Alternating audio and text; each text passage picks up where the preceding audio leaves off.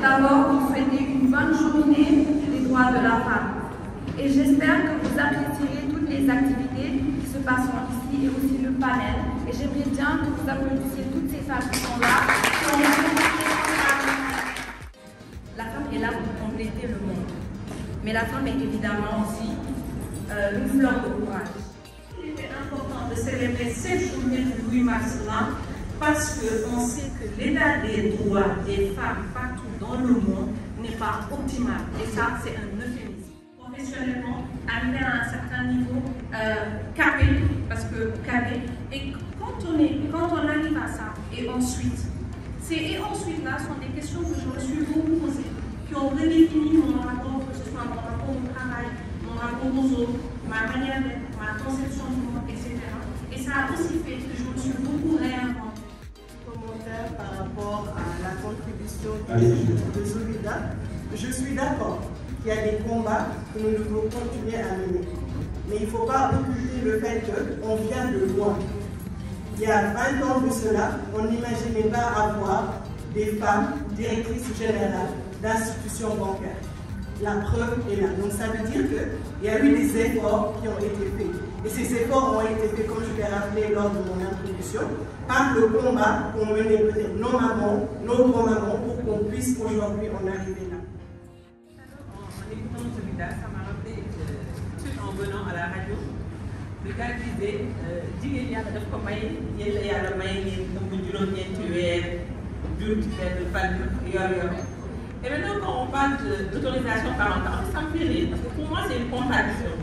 Dès lors où la femme a cette capacité d'enfanter pendant 9 mois, ben jour comme on dit, et après, quand tu dois voyager, tu es à la limite, c'est comme si l'enfant, c'est pas ton enfant en fait.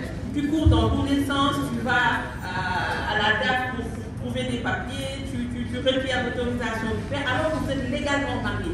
Pour moi, ne serait-ce que le certificat de mariage qui est en bonne et due forme devrait pouvoir suffire. Mais bon, peut-être qu'un jour on va y aller.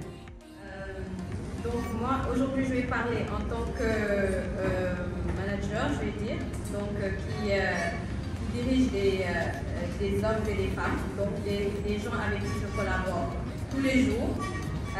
C'est pas facile, parce que manager des hommes n'a jamais été facile.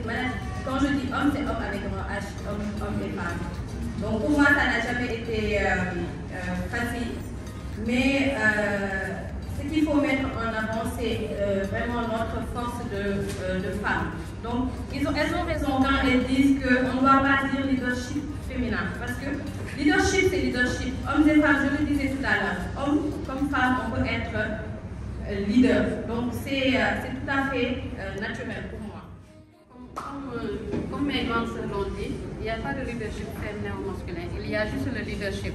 Donc pour moi, être leader, ce n'est pas un titre, ce n'est pas une fonction, mais un comportement ou bien une attitude en fait. Parce que pour moi, être leader, c'est vraiment, ça va influencer. On revendique nos droits, mais vous connaissez les mamans aussi bien que moi. Elle me fait tout un discours, non, on doit se souhaiter bonne fête. Après mon explication, elle m'a dit d'accord, mais moi, je vais souhaiter bonne fête. Voilà, donc, pour juste vous dire que ce n'est pas une fête pour nous,